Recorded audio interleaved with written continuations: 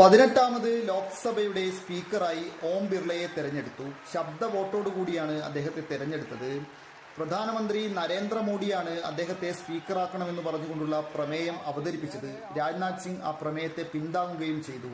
രാജസ്ഥാനിലെ കോട്ടയിൽ നിന്നുള്ള MP-യാണ് ഓം ബിർള.